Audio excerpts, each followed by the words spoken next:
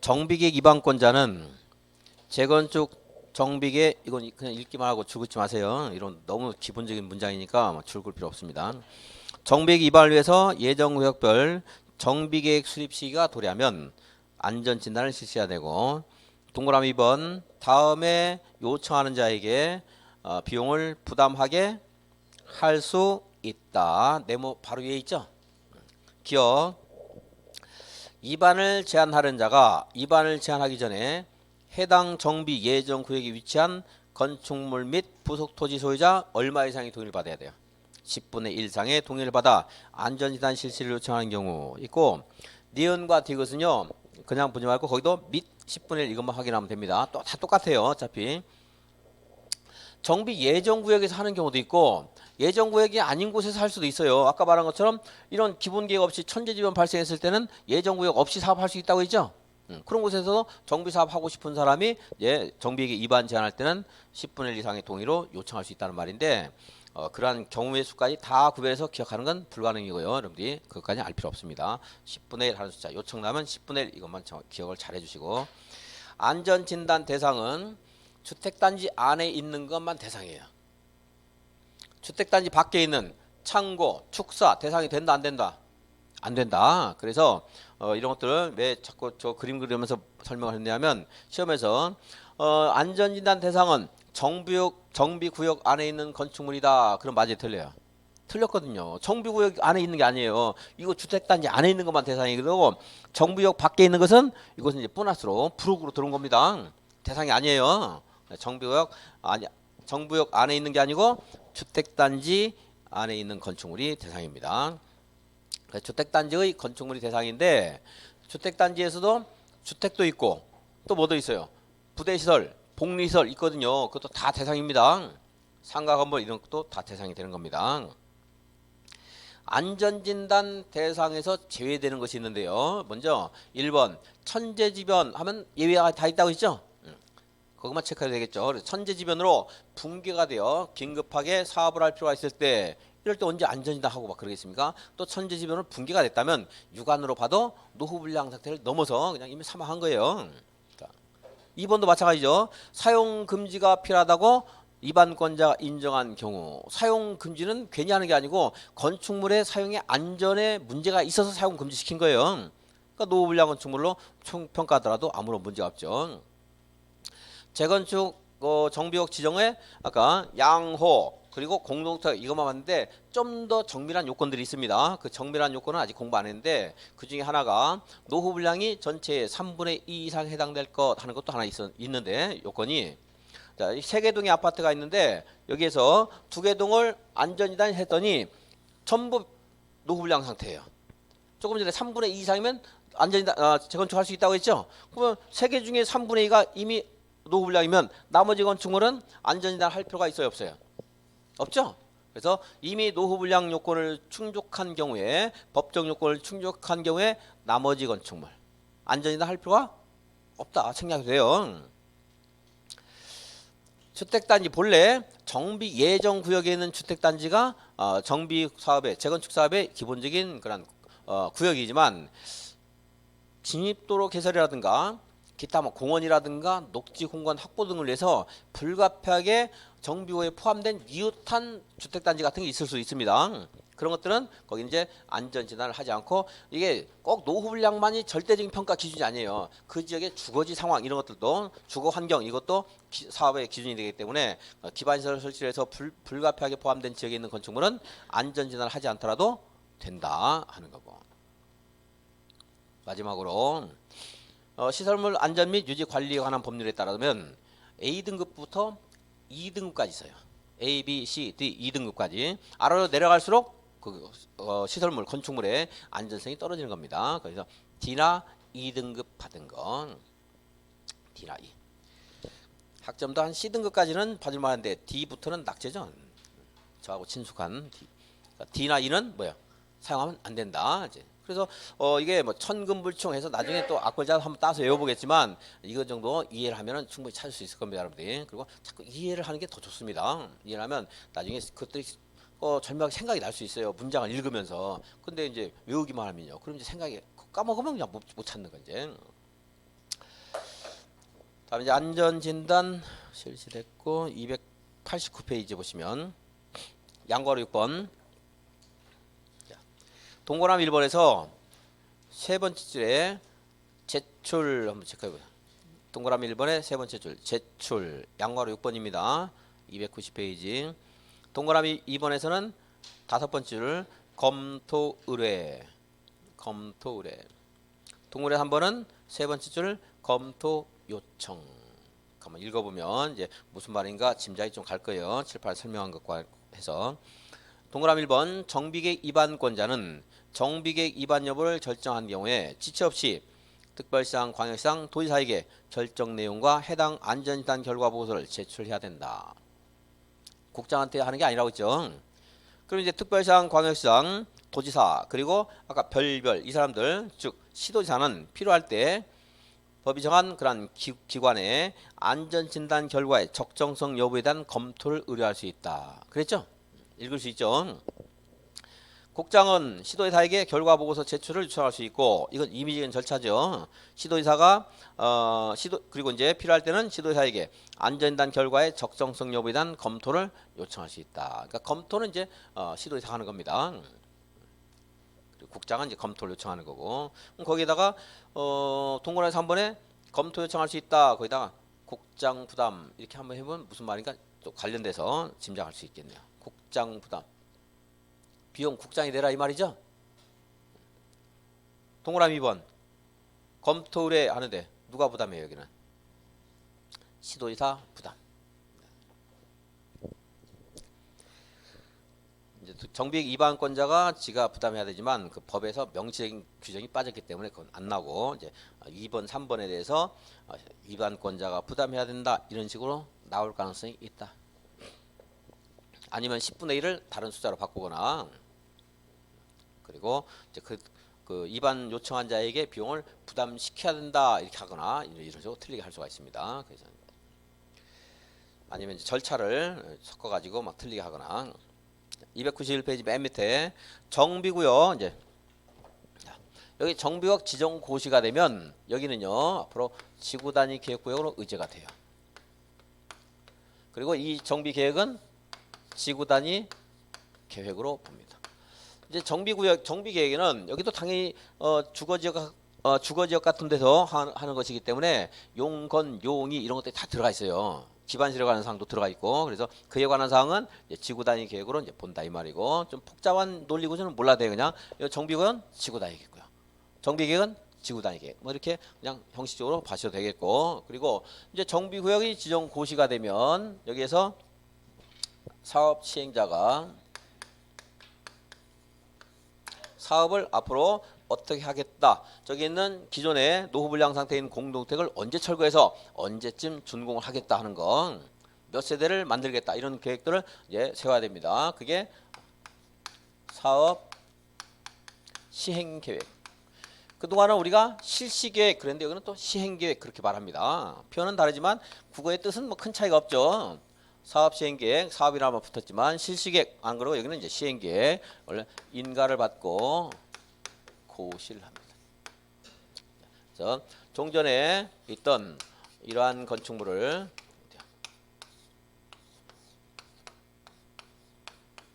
멀쩡하게 이제 만들어 주겠다는 거죠. 그래서 여기에 이제 몇 평짜리 몇 세대를 만들겠다 하는 등등의 계획이 사업 시행 계획이 있겠죠. 건축물 건축 계획, 철거 계획, 범죄 예방 대책 등등등이 이제 계획이 있고요. 이에 따라서 이제 공사를 하게 되는데 그 전에 여기 있는 사람들에게 여기 입주할 것인가 여부를 물어보면 분양 신청을 받아야 되겠죠, 당연히. 여기 분양 신청 안 하는 사람 있을 수 있잖아요. 나 싫다고 떠나는 사람도 있을 수 있고. 그래서 이제 사업 시행계 인가 고시하시면 120일 이내에 이들에게 분양에 관한 사항을 통지하고 또 이거 일반 분양할 거거든요. 여기서 남는 거 그러죠? 그거 해야지 이 사람들 뭐 여기 입주하지. 일반 분양 안 하면은 뭐 돈 내라고 하면 몇 억씩 내라고 하면 안 할 수도 있습니다. 그래서 일간신문에 공고도 합니다. 분양에 관한 사항을. 그래서 분양 절차를 통해서 이제 관리처분 계획을 수립합니다.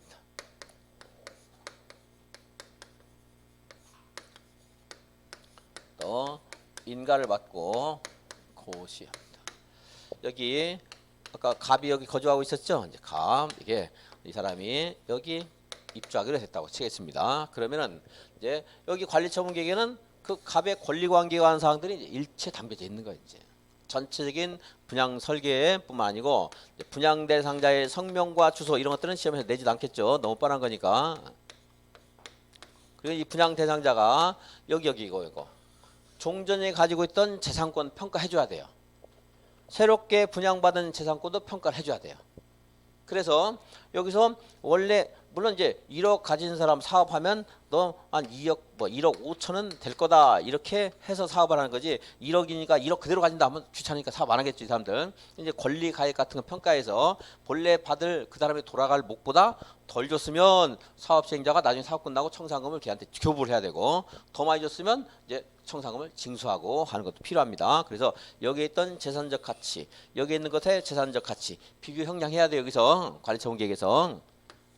그래서 종전 토지나 건축물의 가격, 사업시행계획 인가 고시 있은 날 기준하는 가격 하는데 이것도 기억이 날까 말까한데 무슨 날짜 기준하는 건 더 기억 안 나니까 무시하고 걔네들은.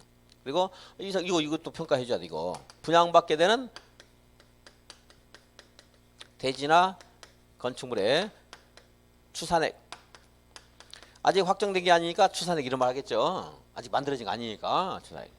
그리고 혹시 이제 분양받게 되는 사람이 종전에 소유권 이외에 여기 지상권, 전세권 등이 있다면 그에 대한 권리관계도 명세서를 다 작성해 줍니다.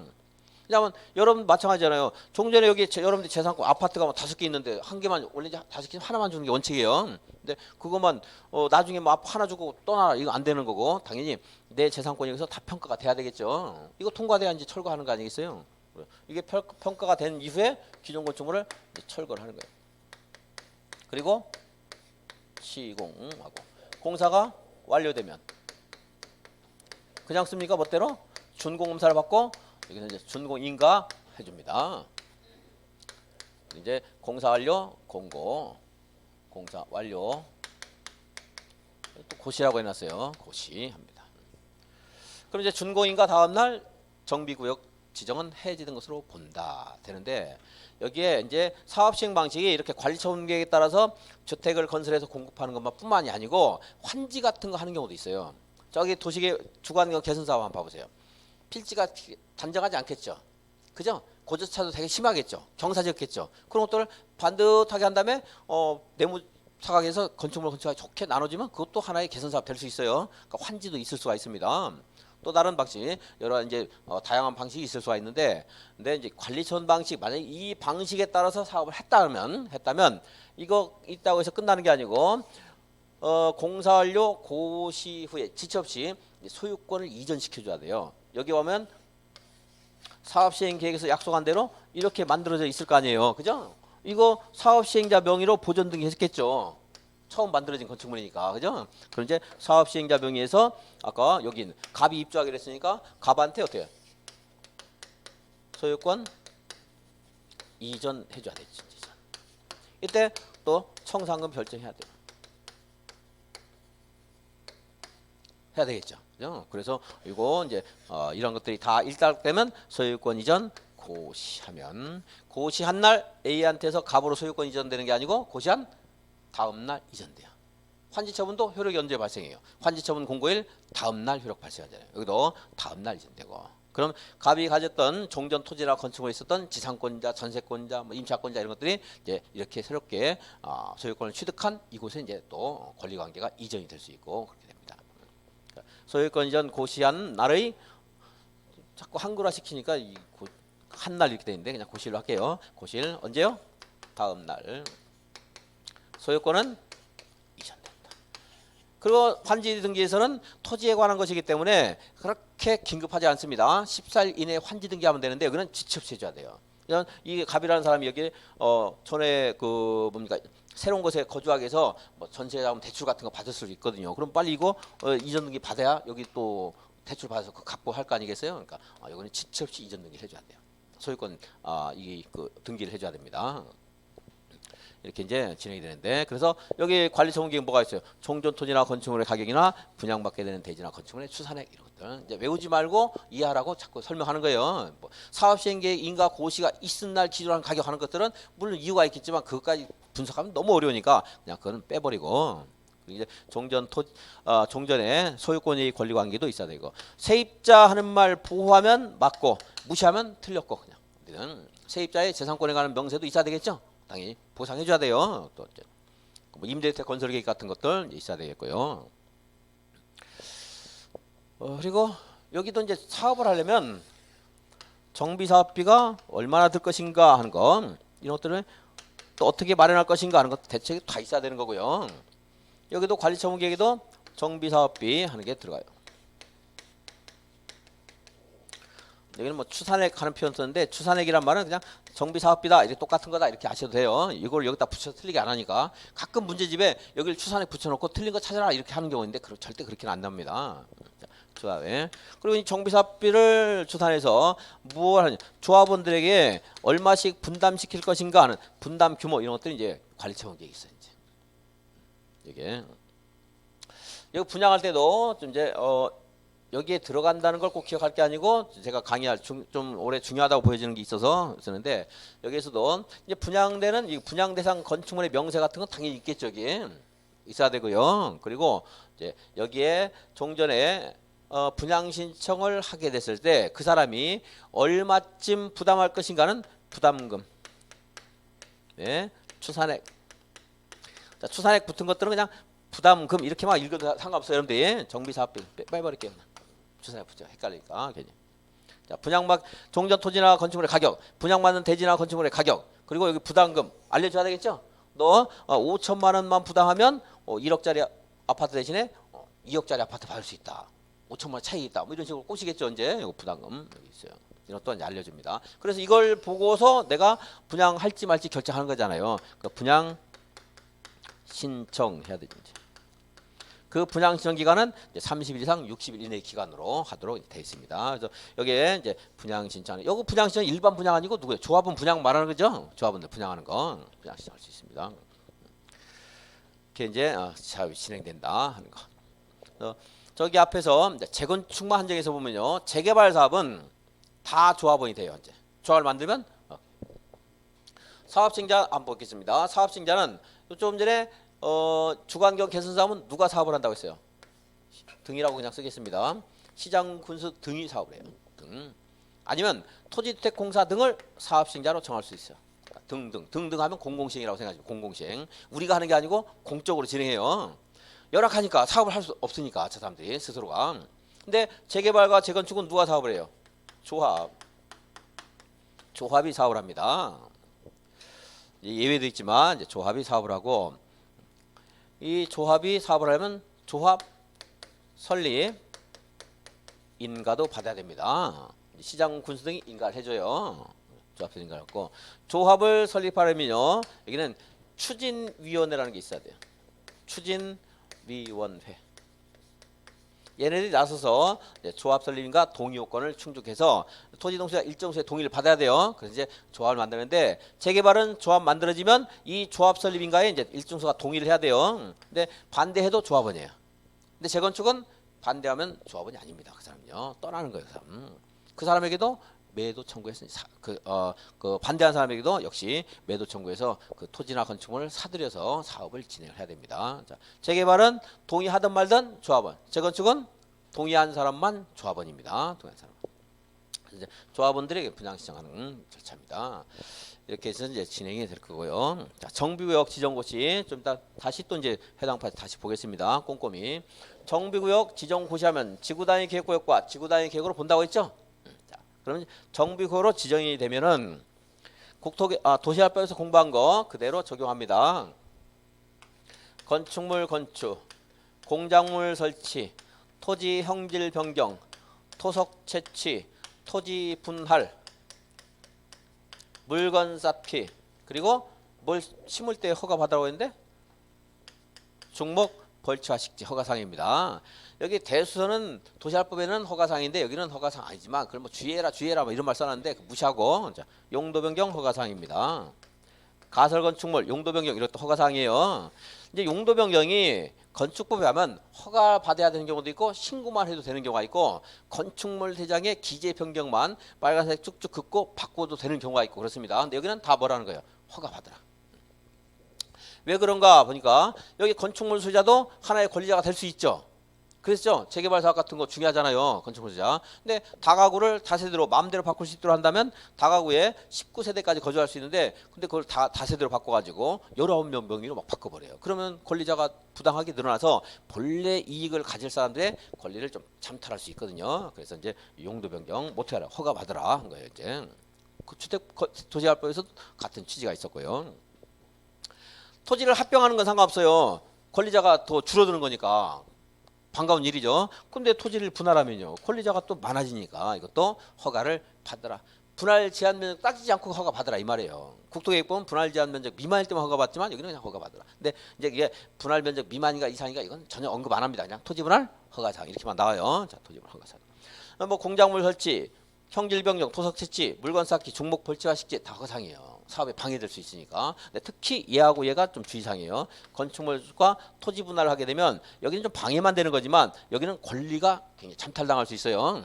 그래서 이 정비 예정구역이나 정비 구역을 지정하려고 하는 곳에서 정부가 세나가 이제 그때부터 이미 다 알잖아요. 앞으로 정비 사업 할지 모르겠다. 토지를 아까 주거지역에서 60제곱미터 분할한 건 원래는 허가사항 아니잖아요. 원래 아니죠. 근데 여기서는 이제 허가를 받으라는 건데 정비구역 정하기 전에 이미 그러한 행위들이 딱 이미 완료가 돼 있어요. 가보면은 그래서 미리 3년 동안 이 건축물 건축이나 토지 분할을 3년 동안 못하게 금지할 수 있어요. 금지할 필요가 뭐가 제일 강해요. 건축물 건축과 토지 분할 거. 이런 이제 이건 정비계획 구역에서 허가를 받으라는 거고 정비구역 정하기 전에 아예 미리 차단해서 금지하는 게 있어요. 뭐가 건축물 건축과 토지 분할. 이거 두 가지를 물어볼 수 있고 그 기간 물어볼 가능성이 더 높고 3년간 금지할 수 있어요. 1년 연장할 수 있어요. 나중에 숫자 외우면 되고 이런 취지 같은 거 이해를 자꾸 하시면 됩니다. 토석을 채취하는데 형질 변경 목적일 때 무슨 허가 받아야 돼요? 형질 변경 허가. 중목을 식재하는데 임시로 식재를 했어요. 허가 받아야 안 받아요? 안 받아요. 경작지 식재하면 허가 받아야 안 받아요? 받아야 되죠. 경작지는 일단 대량으로 생각해요. 대량. 우리 집 마당에 하는 것은 나무 한두 개 심었어요. 그 임시일 때는 허가 안 받고 금방 옮길 거잖아요. 거기서. 그죠? 나 도시개발 사업할 때 뿌리 내리기 전이니까 빨리 뽑아다가 그냥 던져버리면 돼요. 근데 경작지는 굉장히 많을 거거든요. 양이. 그러지 않겠어요? 많을 거예요. 대량일 거고. 뿌리 또 좀 내렸다 하면은 치우기도 힘들고 보상도 힘들어지니까. 개별적으로야 눈 가리고 해서 임시인 것처럼 해서 심어놨다가 보상을 하더라도 큰 문제 없어요. 뭐 한두 그루 정도 해주면 되니까. 근데 경작지는 대량으로 할 거 아니겠어요? 그러니까 경작지는 임시라더라도 어떻게 하라? 허가를 받아라. 다시 중목 허가사항이지만 임시는 허가사항 아니에요. 그런데 경작지 할 때는요. 뭐 대량일 것이다 한번 생각해 보면 이거 보상 액수가 상당할 거 아니겠어요? 그러니까 임시라더라도 허가 받으라. 나중에 이제 이거 발각 안 됐을 때 문제가 발생할 소지가 강하니까 허가 받으라. 그래서 허가사항 한번 갖고 이거를 정비구역 지정하기 전에 이미 착수한 자 허가 또 받을 필요가 있다 없다? 없다. 신고 후 계속할 수 있습니다. 이제 30일 하는 숫자가 있는데 그 숫자 무시해도 돼요. 신고는 해야 된다. 허가를 또 받아라 하거나 아니면 아무런 조치 없이 할 수 있다. 나오면 다 틀렸어요. 신고는 해야 됩니다. 허가는 또 받을 필요 없고 이제 정비구역에서의 개발 행위 허가 관련된 사항이고 291페이지 체크했으면 됐고 293페이지 늘상 나오는 말. 하나의 정비구역인데 대규모 주택단지였어요. 막 5,000세대 있는 단지. 그거 분할해서 사업해도 돼야 안 돼요? 분할하면 돼야 안 돼요?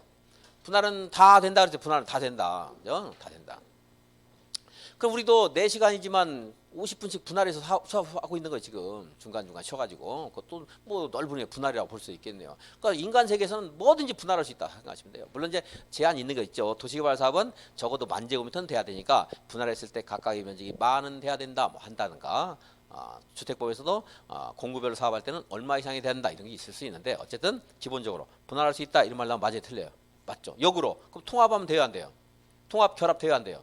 되죠. 그래서 연접한 구역을 원래는 정비 예정 구역이 이렇게 두 개로 있었는데 이거를 나중에 봐서 통합해서 할 수도 있고 또 떨어져 있는 것을 결합해서 할 수도 있고 한쪽은 주거를 우선으로 한쪽은 뭐 복리시설 같은 걸 우선으로 해가지고 위주로 해가지고 할 수도 있고 그래서 분할, 통합, 결합 이런 말이 있고요. 정비구역의 개발 행위 제한 좀 전에 말했는데 1번 뭐 가설 건축물 용도 변경 이것도 허가사항이라고 있습니다.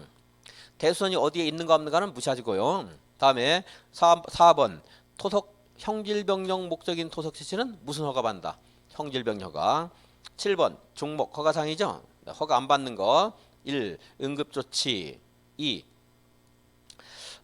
동그라미 2번이 새로 추가된 내용이긴 한데 1번을 무슨 말인가 짐작하면 2번도 그냥 알 수 있습니다. 기존 건축물의 붕괴 등 안전사고 우려가 있는 경우에 해당 건축물에 대한 안전조치를 위한 행위. 1번에 있는 것은 이제 재복구를 위한 사후적인 응급조치를 말하는 거고 2번은 미리 안전조치를 하는 것들. 여기 노후불량 건축물이 있다 보니까 이 말이 있고 그냥 상식적으로 읽어보시면 되겠습니다. 다음에 경작을 위한 것. 또 비닐하우스. 지장을 주지 않는다. 남겨두기로 결정한 대지에 물건을 쌓는다. 그리고 임시로 식재한다. 이것들 앞에서 봤던 거고요. 양과로 3번 세 번째 줄 착수한 자. 여섯 번째 줄 신고 후 계속할 수 있다. 다음 페이지 양과로 7번 개발 행위 제한. 국장, 시도지사, 시장, 군수, 구청장은 비정상적인 건축이나 투기 행위를 방지하기 위해서 몇 년 동안 거기 공람 중인 정비 예정구역, 정비객 수립 중인 지역 무시하고 그냥 정비 사업에 이런 제한이 있다 이렇게 말고 넘어가세요. 몇 년? 3년. 연장할 수 있죠. 몇 년? 1년. 한 번만 연장할 수 있습니다. 아무리 길어도 몇 년? 4년이에요. 뭘 제한할 수 있죠? 건축물의 건축이나 토지 분할 행위. 이거를 금지할 수 있다 이거예요. 좀 전에 말한 것처럼 부당하게 권리자가 막 증가해서 기존에 정당한 이익을 누릴 사람들의 이익이 잠탈당하는 것을 막기 위해서. 정비구역 필수적 해제하는 말인데요. 거기에 일단 오늘은 3개만 체크하겠습니다. 동그라미 2번에 기역에 2년 하는 말이 2년. 디귿에 또 2년 있어요. 리을에 3년 있습니다. 3년. 이 정도 체크하고 좀 이따 칠판에 써드리고 다시 한번 또 보겠습니다. 다음 페이지 양과로 2번은 아까 말씀드린 거. 이 조금 전에 본 요건에 해당되면 해제를 해야 되는데 구청장은 지가 해제를 못하고 어떻게 해제를 요청해야 된다. 해제를 앞에는 신청 여기는 요청이니까 그냥 해제를 청해야 된다. 그냥 그렇게 하기 더 쉽네요. 구청장은 뭐 해야 돼요? 청해야 돼요. 구청장이니까. 그리고 다음 페이지 6번에 보시면 네모안에 동그라미 4번에 23조 1항 1호 스스로 계량 방식 하는 말인데 앞으로 스스로 계량 방식 읽지 마세요. 이렇게 이제 1호 방식 이렇게 하죠. 1호 방식. 1호 방식 뭔가는 자꾸 들으면서 이제 아셔야 됩니다. 1호 방식의 경우에 정비역 지정 고시된 날로부터 10년 이상 경과했고 추진 상황으로 지정 목적을 달성할 수 없다고 인정하는 경우로서 토지 등 소유자 얼마가 해지에 동의했어요? 과반수가 해제에 동의하는 경우에는 해제를 할 수가 있습니다. 이건 임의적 해제 사유입니다. 좀 전에 본 2년, 3년은 이제 필수적 해제 사유고 얘는 임의적 해제 사유. 얼마가 동의했다? 과반수. 일단 그 절차는 지금 안 하겠습니다. 과반수 이것만 체크하고 넘어가시고 다음 페이지 보시면은 7번에 줄 안 그어도 되겠어요. 세 번째 줄 보면 줄 긋지 마시고 구역 지정 고시 10년 지나고 추진 상황으로 목적 달성할 수 없을 때 토지 등 소유자 3분의 2 이상이 해제 동의할 때 앞에 있는 말 똑같거든요. 얼마가 동의하라고 했죠? 앞에서 얼마 동의하라고 했어요 제가? 과반수 체크하라고 했죠? 바뀌어야 돼요. 그러니까 거의 바뀌었는데 앞에는 그래도 좀 잘 정리해서 과반수로 써놨는데 뒤는 좀 이거 이거 체크한 사람이 깜빡했어 또. 여기도 틀렸으니까 본 거예요 이제. 안 보시면 돼요. 그러니까 여기 혹시라도 자, 얼마가 그러니까 주거환경 개선 사업을 나중에 그렇게 그 정도만 할 겁니다. 해제할 때 얼마 동의하면 과반수 동의 이렇게만 그냥 기계적으로 하시는 거 아주 중요한 파트가 아니기 때문에 그것만 아시면 되겠고 자 그럼 이제 그리고 시행 방법이 나오는 300페이지 보시면 시행 방법이 있습니다. 시행 방법 칠판에 한번 설명해드리고 교재를 확인하겠습니다. 여기에서 주거환경 개선 사업은 무슨 방법으로 시행할 수 있느냐 하면은 여기 정비 기반시설 있잖아요. 이거를 설치하거나 없을 때 아니면 확충을 해주고 사업 시행자가 이거는 알아서 자기들이 고치는 거. 스스로 계량 방식이다, 현지 계량 방식이다 이런 말 쓰는데 시험에 그렇게 안 나오고 그 말이 원문이 그대로 나오거나 아니면 이렇게 나올 수 있어요. 정비법 23조 1항 1호 방식에 따라 사업을 할 때 그럼 이제 뭐 호수 나오는 건 이거밖에 없어 그냥 무조건 1호 하면 이 사업이에요. 이건 정비 기반설만 고치니까 제가 정 그럴게요. 정. 그럼 2호는요 여기를 수용을 해가요 사업 시행자가 등등이 사업한다고 했죠. 시장 분석할 수도 있고 토지택 공사 등이 할 수도 있고 그리고 이제 토지택 공사와 공동을 하는 경우도 있는데 그 무시해도 됩니다. 거기까지는. 자, 공공 시행자가 이걸 수용해 가서 주택을 건설해서 공급하거나 아니면 여기를 다 주택을 건설하기에 평평하게 잘 다져놓고 그걸 건설업자 등에게 공급해서 그 건설업자가 주택을 건설한 다음에 이 사람들에게 우선적으로 공급하는 방식 하는 게 있을 수가 있어요. 그걸 수용 방식이다. 수용 방식. 또 하나 여기에 있는 토지를 그냥 수용하지 않고 여기 좀 필지가 반듯하지가 못하겠죠. 반듯하게 정비하는 거 무슨 뭐예요 이게? 이렇게 되어 있는 것을 반듯하게 가지고 서로 토지를 교환하는 거 뭐라고 했어요 이걸? 환지하는 방식 있을 수 있고. 마지막으로 이 수용은 이거를 사업시행자 일단 뺏어 가잖아요 소유권을. 그죠? 그러니까 여기 있는 토지 등 소유자가 이제 여기 그러니까 거부감을 가질 가능성이 많습니다. 그래서 소유권을 취득하지 않고 이렇게 이 사람들에게 동의만 받아서 이 절차를 진행하는 거예요. 이렇게 관리처분 계획을 수립해서 원하는 사람은 분양시하고 원하지 않으면 보상받고 떠나고 이렇게 하도록 해서 사실은 이 수용 방식이나 관리처분 방식에 따라서 하거나 주관경 개선 사업에서 우리가 볼 때는 똑같아요. 어차피 여기 있는 거 철거해서 아파트 올려서 입주하는 거예요. 그리고 결과도 비슷해요. 이 사람들은 입주를 잘 못하고 분양권 팔고 떠나요. 보통은. 아까 말한 5천만 원이 없거든요. 그러니까 웃돈 좀 받아가지고 한 8천만 원 이렇게 받고 떠나야지. 붙여가지고 피 붙여서. 그래서 실제로 원주민들이 정착하는 비율이 지금 조금씩 늘리려고 지자체가 굉장히 노력하고 있지만 최근까지도 5% 이하다. 그래요. 95%는 떠나야지. 이거 여기 입주할 돈이 없거든요. 누구 빌릴 데도 없고 여유가 없으니까.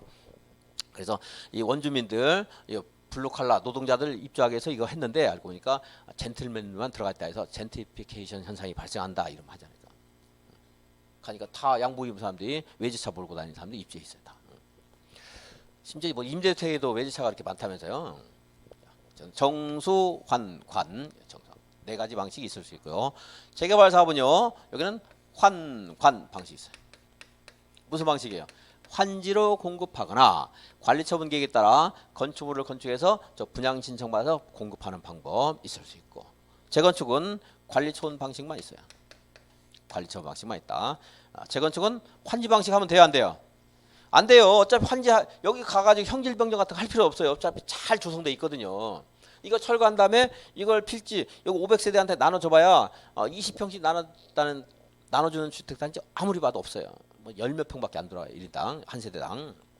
그러니까 환지하면 돼요 안 돼요? 여기는 안 되는 거죠. 철거해서 사업계획 승인을 받아서 분양신청 받고 관리처분 방식에 따라서 주택을 이제 건설해서 공급하는 방식 이것만 있는 거죠. 물론 주택, 부대시설, 복리시설.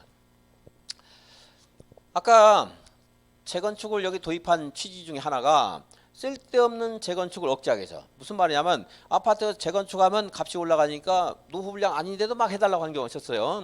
그래서 전에 이제 재건축 통과만 돼도 안전진단만 통과돼도 경축 안전진단 통과 막 이렇게 붙이고 했어요. 옛날에 강서 같은 게 굉장히 많이 봤거든요. 저도 뭐 현실적으로. 근데 지금은 재건축한다고 해서 아파트 값이 평소 올라간다고 해서 아주 꽁충 뛰지도 않습니다. 중소형이 더 인기가 많기도 해요 요즘에. 그래서 이제 안전진단이요 했는데 사업을 못해서 사업성이 없어가지고 못하고 막 추진 못하는 경우도 되게 많아요. 그래서 근데 정비국 지정하니까 아까 이거 불편했잖아. 이렇게 불편하죠. 이제 정비 사업 안 하고 싶어요. 그래서 우리 정비구역 해제달라 막 요청하는 경우도 있어요. 이제 그래서 지금은 또 보니까 경축 정비국 해제 그만큼 아파트 시세 등 여러 가지 사회적인 현상에 따라 달라져요. 그래서 안전진단이라는 제도도 여기 들어간 거고 그래서 지금 여기 재건축을 꼭 해야 되겠는데 자금이 좀 부족해서 못하는 경우도 있어서 조금 더 재건축 사업 시행자에게 재량을 줘서 오피스텔도 건설해서 공급할 수 있다. 그걸로 이제 사업 자금 쓰라는 거예요. 대신에 오피셀은 주거지역에 함부로 들어오면 안 되기 때문에 준주거지역이나 상업지역에서만 된다 이거고, 오피셀은 본래 목적이 아니기 때문에 전체 연면적의 100분의 30 이하에서만 된다 하는 것들이 이제 내용이 들어가는 겁니다. 그러니까 오피셀이 여기 이제 들어가죠. 사업 시행자의 자금이 부족해서. 그런 것들을 잘 들으면 유기적으로 연결되는 게 있을 수 있는데, 그래서 작년인가 재작년에 여기서 오피스를 할 수 있다. 근데 이건 시장 분석을 하는 거거든요. 그리고 여기엔 준주거지역도 아니고요, 상업지역도 아닙니다. 여기 상업지역 아니겠죠, 당연히 산동네니까. 물론 그걸로 유기적으로 생각해서 풀 수 있는 경우는 잘 쉽지는 않겠지만, 그런 것들도 이제 힌트가 돼서 풀 수 있는 사람도 뭐 아주 고가다 나올 수 있고. 어쨌든 여기 오피스텔 있어요. 준주거지역 상업지역에서 할 수 있다. 전체 얼마 이하에서 할 수 있다? 100분의 30. 자, 재개발 사업 관리 처분 방식에 따라서 건축물 건축 공부할 수 있죠? 여기는 건축물 그래요. 왜냐하면 상업지역, 공업지역도 있기 때문에 주택 안 그러고 건축물 이런 말 씁니다. 표현을요. 이제 제가 자꾸 이 비교를 하는데, 대구에 가면 좀 제가 극단적으로 표현한 겁니다. 이제 여기에 동양고속, 한진고속, 중앙고속 상업지역이에요. 그래서 광주 갈 때 표 샀어요. 그래서 부산 가려고 표를 사니까 옆으로 가라고 그래요. 부산. 서울 가려고 표 살려니까 옆으로 가래요. 막 뒤죽박죽 섞여 있어요. 대구 사람도 잘 몰라요. 헷갈려가지고. 그래 이렇게 하면, 그리고 또 여기 토지 쓰임새가 어때요? 이 사람들 여기 건축물 있고 이런 데는 쓸모가 없어지죠, 이런데. 그죠? 그래서 자, 여기서 재개발 사업을 한번 해보겠습니다. 재개발 사업 할 때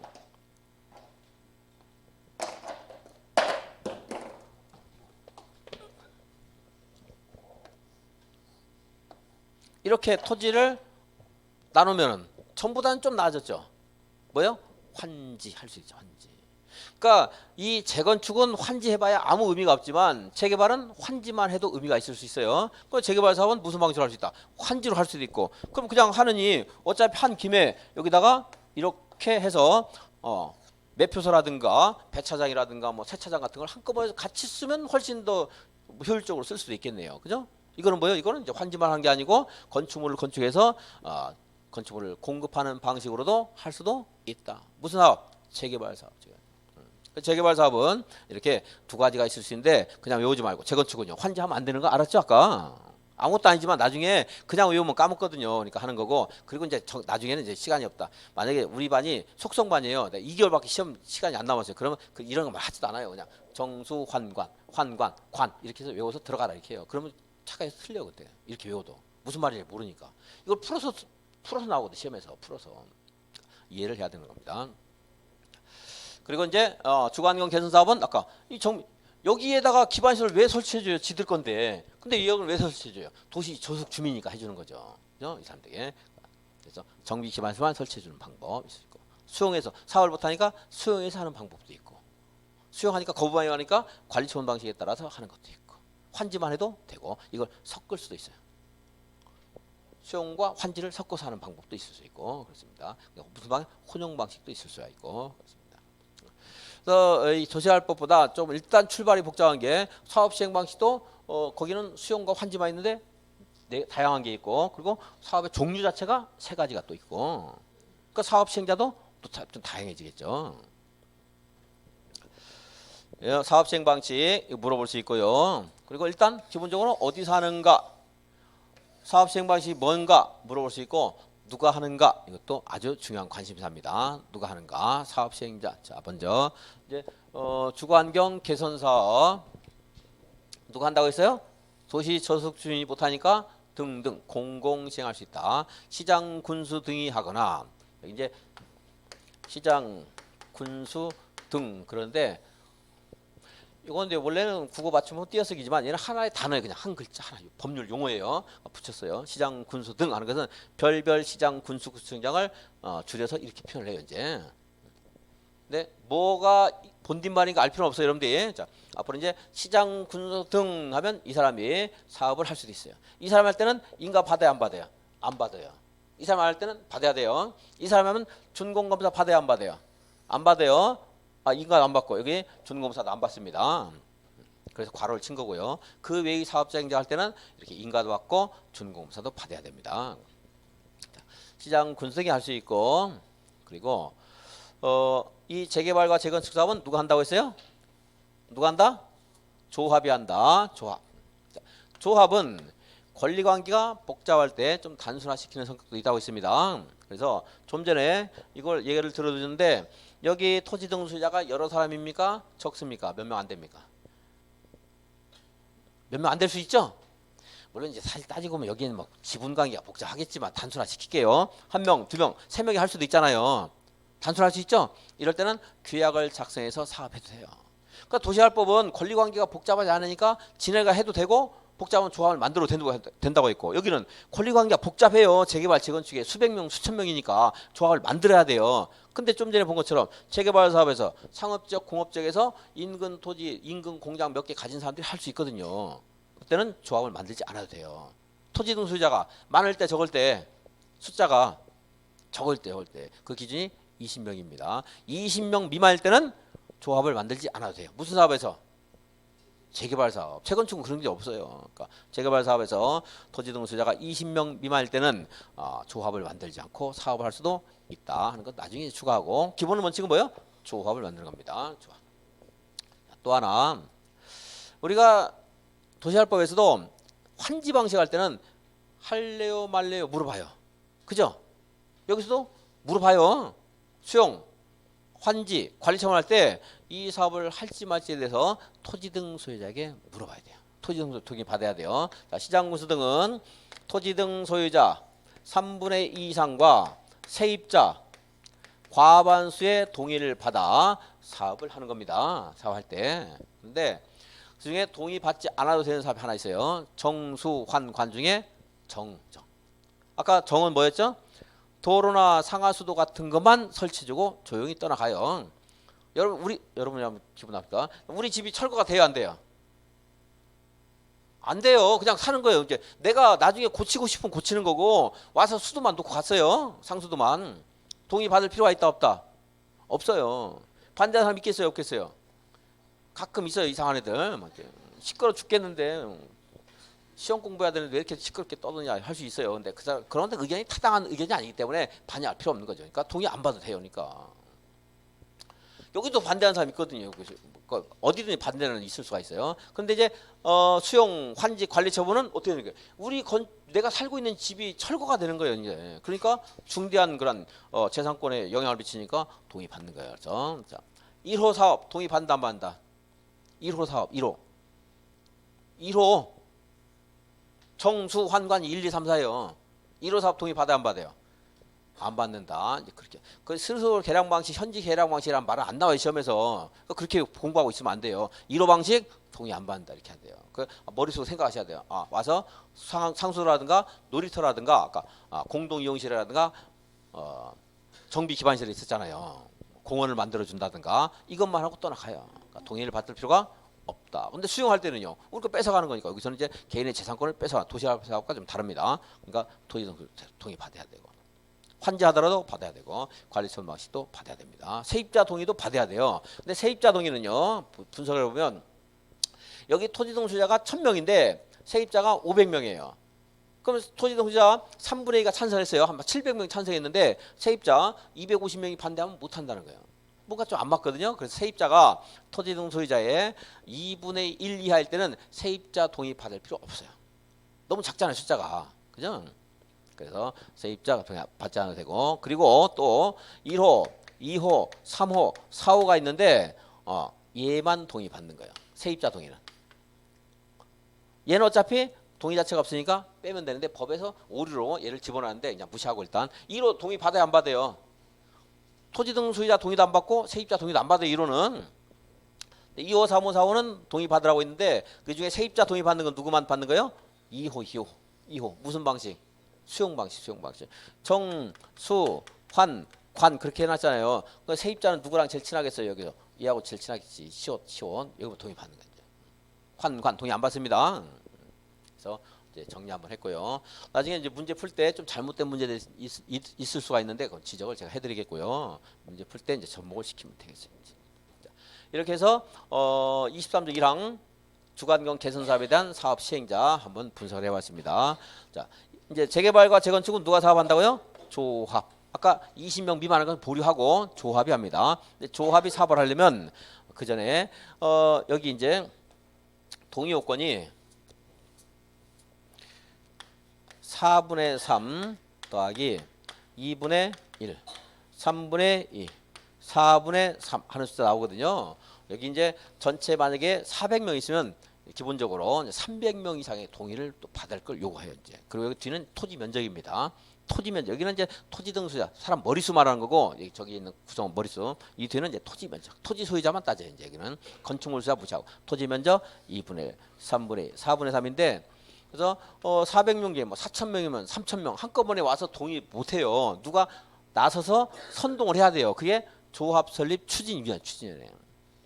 얘가 조합을 만드는데 물론 이제 조합 설립 추진위원회 자체에도 토지 등 소유자 과반수 동의를 받아야 돼요. 진짜 사람 머릿속부터겠네. 5명 이상이 추진위원장을 포함해서 5명 이상이 추진위원이셔야 되고, 자, 이 사람들이 이제 운영 규정 등을 작성하게 되는데 그에 대해서 토지 등 소유자 얼마가 찬성해야 돼요? 과반수가. 그래, 니네들이 앞으로 조합 설립 추진해서 사업을 하면 우리가 이제 동의해주겠다, 밀어주겠다, 믿음이 간다, 동의를 했습니다. 그리고 시장 군수 등에게 이제 승인을 받아야 됩니다. 그럼 이걸 가지고 이제 조합 설립 추진회가 만들어지면 얘네들이 뭐 이제 창립 흉회도 개최하고 하는 등의 조합 설립을 위한 준비 업무를 합니다. 이거 가지고 안 되고 조합 설립을 또 하려면 또 다른 이제 과반수 가지고 안 되고 얼마가 동의해야 될까? 4분의 3 이상이 동의를 해야 돼요. 4분의 3. 그럼 여기 플러스 알파 동의 받아야 되겠죠? 만약 400명이면 여기 201명이면 되는데 이거 300명이거든요. 4분의 3이면 나머지 모자란 사람 이제 추가해서 동의 받아야 돼요. 그래서 이 동의를 받으면 시장 군수 등에게 조합 설립인가 신청을 이제 인가를 받고, 자, 얘를 조합을 만든 취지가 법률 관계를 대외적으로 단순화시킨다. 즉 조합이 앞으로 법률 관계의 주인이 된다, 주체가 된다 이 말이에요. 그래서 이 조합은 성격이 뭐라고 했어요? 도시활법에서 공부했는데 법인이에요. 법인, 즉 얘가 대외적으로 권리 의무의 주체가 되기 때문에 인가를 받았다고 성립하는 게 아니고 뭘 해야 성립한다고 했어요? 뭘 해야 성립해요? 등기해야지. 왜 대외적으로 공시를 한 거잖아요. 등기해야 성립한다. 그래서 앞으로 이제 얘네들하고 거래하는 사람은 그 조합장 이 사람만 믿고 하는 게 아니고 조합 재산을 믿고서 이제 거래를 해야 돼요. 이제 조합이 무엇이기 때문에 법인이기 때문에 등기해야 된다 하는 까지 이제 도시락법하고 똑같아요. 이런 것들. 근데 이제 동의 요건 같은 것들이 좀 차이가 있습니다. 이건 뭐 읽으면 알겠고, 여기 추진위원회 구성에 동의한 사람은 사업을 하겠다는 사람이에요? 안 하겠다는 사람이에요? 하겠다. 조합 설립에 동의한 사람은 하겠다는 사람이죠? 의사가 같은 거 중복되죠? 그러니까 여기 동의한 사람은 이거 동의한 것을 봐요.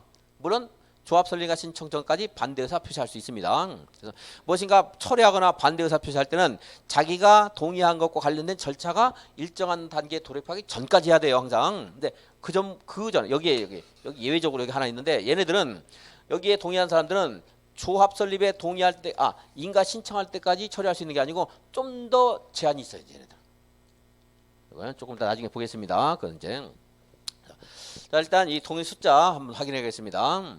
재개발 사업은요, 조합을 만들려면 추진위원은 똑같아요. 5명 이상이 나와야 되고, 그리고 그 동의를 받기, 조합 설립인가의 동의를 받기 위해서는 토지 또는 건축물 소유자 또는 지상권자 4분의 3 이상의 동의를 받아야 됩니다.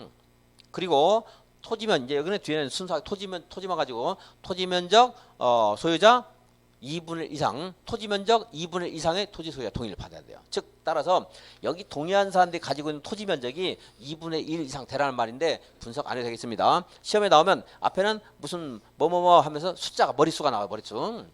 뒤는 면적이 토지 면적. 머릿수 면적도 기억하려고 안 해도 상관없어요. 여러분들. 그 거꾸로 안 내니까. 앞에 나온 괄호 안에 앞에 있는 거 뭐예요? 4분의 3. 뒤에 있는 건 이제 면적. 달라져요. 이렇게. 자, 재건축 볼게요. 재건축에서는 주택단지 안에서만 할 때가 있고 주택단지 밖이 포함될 수도 있죠.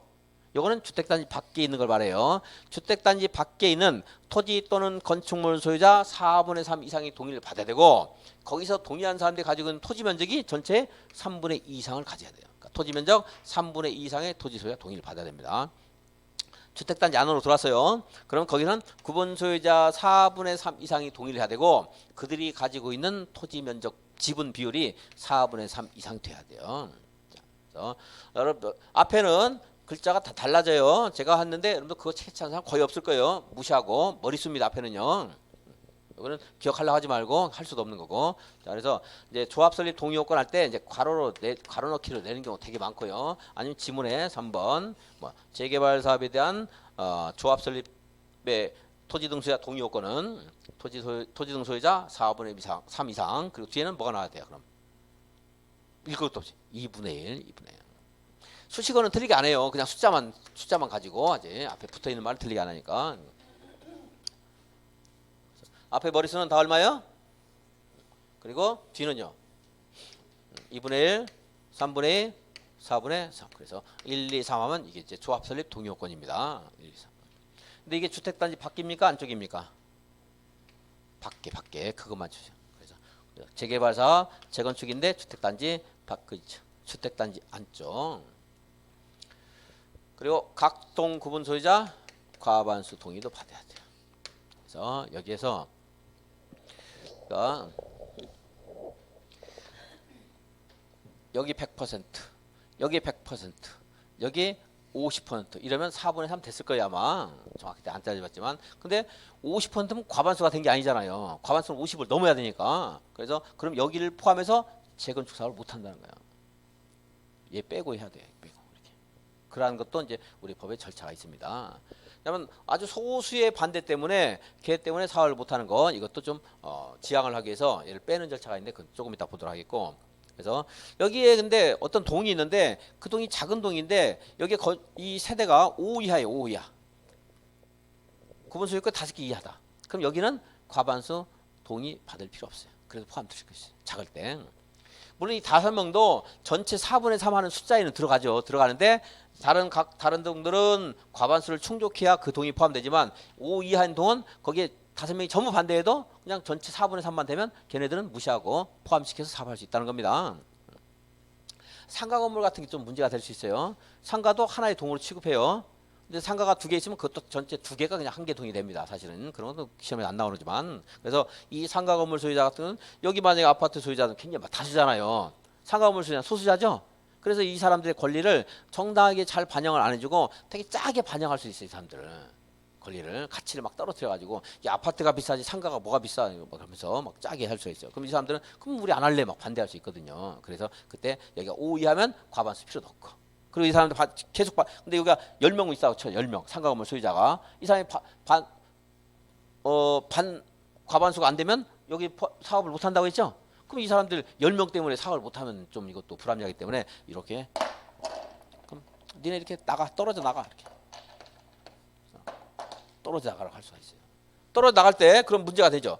여기에 있는 건축물만 들고 나가는 게 아니고 이 사람들도 토지에 대한 지분이 있을 거 아니에요. 토지를 분할을 해줘야 돼요. 토지 분할 해야 되겠죠. 이 사람들이 토지 분할에 협의에 응하겠어요, 안 응하겠어요? 응하지 않죠. 이거 반대하는 사람들인데 계속 반대해요. 그리고 이게 사업이 한 1년, 2년 이것 때문에 지연되면 그 금융비용이라든가 여러 가지 엄청나게 많은 손실이 발생하기 때문에 어쨌든 간에 뗐으면은 관철될 가능성도 많아요. 그럴 수 있잖아요. 그래서 그런 것들을 이제 적절하게 조화하는 거예요. 그렇다고 이 사람 권리를 무시하면 안 되거든요. 개인의 재산권이니까. 그래서 이 사람들의 이익과 조합의 이익을 이제 여러 가지 비교 형량에서 여러 가지 제도를 막 주고 있는 거지. 보충이 절차들은. 그럴 때 이 사람들은 이제 떨어뜨려 나가기 위해서 토지 분할 이제 협의를 해야 되고 협의가 안 되면 결국은 법원에 소송으로 가요. 거의 소송으로 가요. 이런 것들은 개인의 재산 간에도 다툼이 있으면 소송 가는데 굉장히 큰 재산이 오고 가는데 소송 가요. 이제 소송 갔습니다. 그래서 이 토지 분할이 돼야 원래 원칙은 토지 분할 돼야 이게 떨어져 나서 정비구역 정비사업 할 수 있잖아요. 그죠? 근데 소송이 법원에 가면 금방 끝내줘요? 뭐 5년, 6년, 10년 걸리는데 그래서 이제 법원에 토지 분할 청구 소송만 하면 분할된 걸로 봐서 그냥 나머지에서 4분의 3 과반수 충족하면 조합 설립 인가도 해주고 그 조합에서 사업 시행계획 인가에 대한 결의해서 인가 신청하면 사업 시행계획 인가해서 사업을 여기서 진행할 수 있어요. 그런데 그러려면 요건이 있어요. 그러려면 여기 떨어져 가는 사람이 전체 소수여야 되지. 여기 오히려 소수가 니네 빠져 하면서 자기가 주인 행사하면 안 되잖아요. 그래서 이 떨어져 가는 토지 등 소유자가 전체의 좀 전에도 뭐 10분 쉬라고 했는데 10분의 1 이하여야 돼. 거의 똑같은 숫자가 나요. 그리고 또 재밌는 게 뭐 너무 쉬운 건데요. 자, 이렇게 이게 이제 이 사람들 떨어져 나가는 사람들이에요. 근데 토지 분할을 이렇게 하면 돼야 안 돼요? 이렇게 하면 돼야 안 돼요? 당연히 안 되겠죠? 이쪽 빨간색 안쪽은 철거해야 되는데 이 반쪽 철거해가지고 여름에는 아무튼 시원하긴 하겠지만 안 되겠죠? 그러니까 분할되어 나가는 건축물이 분할 선상에 위치하지 아니할 거 너무 당연하죠. 재밌는데 뭐 이거 시험 안 나오지만 이렇게 분할한 건 상관없죠. 이렇게 요거 철거할 거 그죠? 얘는 괜찮은 거야. 얘는 이제 하면 안 되고 이제 뭐 상식적인 거고 결국 뭐 시험에서 물어보면 뭐 10분의 1 이하일 거 10분의 1. 그리고 이제 얘네들이 도로가 이렇게 있는데 도로 없이 잘라내면 돼요, 안 돼요? 안 되겠죠. 그러니까 뭐 도로에 접할 거 하는 뭐 지역적인 것들도 요건이 있습니다. 여러분 10분의 1만 기억하시면 되겠습니다. 그게 뭐야? 토지 분할과 관련된 재건축 사업에서의 이제 특례 규정이 있어요. 왜냐하면 지금 그 과반수가 각동 과반수가 찬성해야 된다 하는 것과 관련된 부수적인 내용들이 그런 것들이 그런 문제가 있기 때문에. 자, 각동 과반수는 나중에 요거 일단은 4분의 3 기억하시고 각동 과반수 하면 숫자가 다 5 이하일 때는 과반수 이권 충족할 필요가 없다. 아까 세입자도 동의를 받으라고 했는데 그건 재선사업인데요. 세입자가 전체 2분의 1 이하일 때는 세입자 과반수 동의 받을 필요 없다. 그런 예외적인 것도 물어요 시험에서. 예외적인 것까지. 근데 여기는 이제 보통 이 원칙 자체가 어려우니까 원칙에서 보통 물어봅니다. 원칙이. 이제 1, 2, 3 해가지고 하다가 이제 생각 안 나면 읽어보고 생각 안 나면 읽어보고 하다 보면 1, 2, 3 가지고 딱 떠오를 때가 있을 거예요. 이제 여러분 정리가 될 때가 있을 겁니다. 이게 조합 설립 동의와 관련된 내용이고 시간 됐지만 한 3분만 더 하겠습니다. 관련되는 게 있으니까. 자, 그래서 정비국 지정해주면 이런 절차가 무난하게 진행이 되면 괜찮은데 이 절차가 제대로 진행이 안 되면 도시개발 사업에서도 일정한 기간 지나면 해제된 것으로 본다 하듯이 여기는 해제를 직접 간주는 안 하고 일정한 절차가 진행이 잘 안 되면 매끄럽게 진행이 안 되면 정비국 지정을 해제해야 한다 하는 게 조금 전에 있었습니다. 구역 정하면 추진위원회를요 2년 안에 구성 승인 신청을 해야 돼요. 안 하면 정비국 지정을 해제해야 돼요. 구청장은 해제를 청해야 되고 시장군수는 직접 해제를 할 수 있고 해야 돼요. 해야 된다. 해야 되고 그다음에 조합이 추진위원회가 만들어지면 다음에 또 아까 과반수만 가지고 안 되고 플러스 알파가 필요했죠. 이거 갖춰서 조합 설립인가를 신청을 해야 돼요. 2년 동안 안 하면 정비국 지정을 해제해야 돼요. 조합이 만들었어요. 그러면 조합 총회에서 사업 시행 계획에 대해서 동의를 해서 결의를 해서 이거 인가를 또 받아야 돼요. 이걸 3년 동안 인가 신청 안 하면 정비국 지정을 해제를 해야 돼요. 이 절차 추설사인데요. 추설사가 2년 3년입니다. 여기에다가 이제 좀 보완적인 다른 내용이 나올 수 있는데 그건 나중에 이제 보겠습니다. 이거 이제 한번 정리해 놓고 붙이면 돼요. 그것들은 처음부터 하면 너무 어려서 안 되니까. 자, 그래서 추설사 이거 몰라도 아까 2년 3년 체크만 했었죠. 그 숫자 한번 보시면서 읽어보시고 하면 되겠습니다. 그 시행자는 읽는 것 자체가 시간 걸리니까 10분 쉬었다가 같이 한번 또 확인하겠습니다.